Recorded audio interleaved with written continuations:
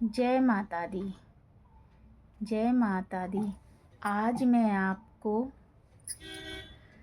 माता ब्रह्मचारिणी की व्रत की कथा सुनाऊंगी। जय माता दी। सुनिए माता ब्रह्मचारिणी की व्रत की कथा। जय माता दी। आज मैं आपको माता ब्रह्मचारिणी की व्रत की कथा सुनाऊंगी। तो व्रत की कथा इस प्रकार से है। माता ब्रह्मचारिणी हिमालय की पुत्री ने शिव को पाने के लिए कठोर तप और तपस्या की।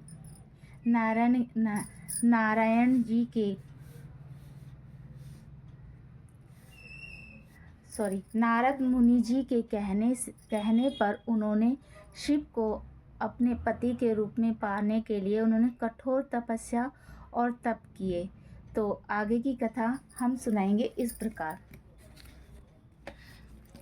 माँ ब्रह्मचारिणी नवरात्रे के दूसरे दिन पूजी जाने वाली देवी दुर्गा का दूसरा रूप है। माँ ब्रह्मचारिणी की व्रत की कथा आगे सुनिए। माता पार्वती ने शिव को पाने के लिए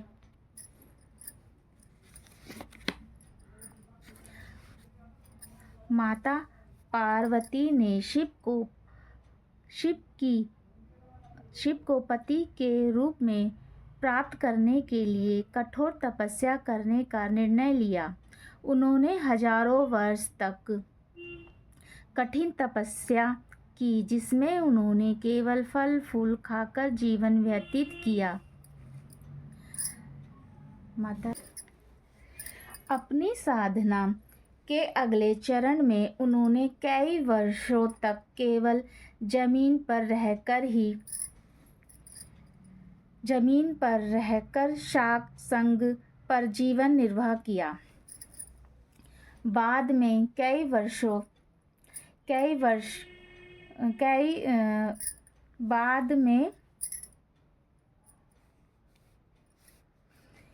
वर्षों तक माता ने भोजन पानी भी पूरी तरह त्याग दिया और केवल टूटे हुए बिलपत्र खाकर अपना जीवन व्यतीत करने लगी। खाकर तपस्या की यहाँ तक कि उन्होंने बाद में बेलपत्र भी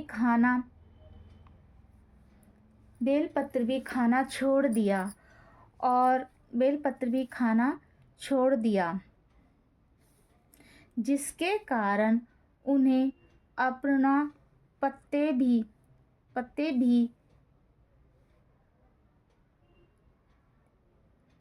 खाने वाली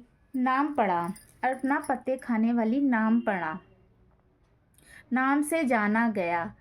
और उनकी कठोर तपस्या और निष्ठा को देखकर तीनों लोकों में हाहाकार मच गया।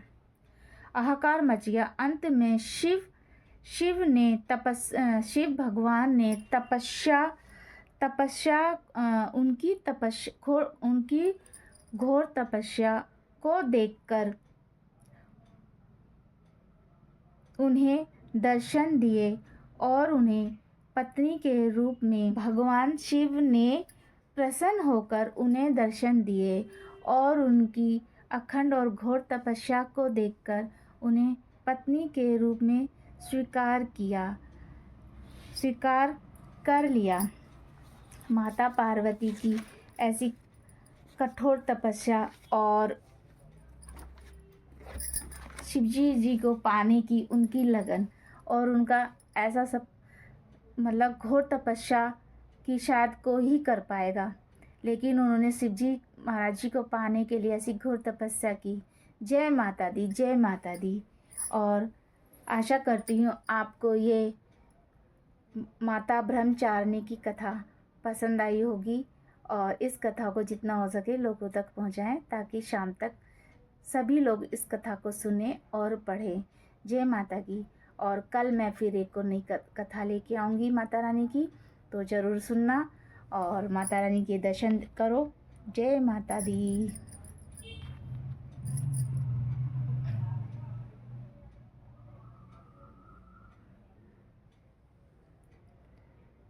माता ब्रह्मचारिणी की व्रत की कथा आज मैंने सुनाई है। हर हर जय माता रानी।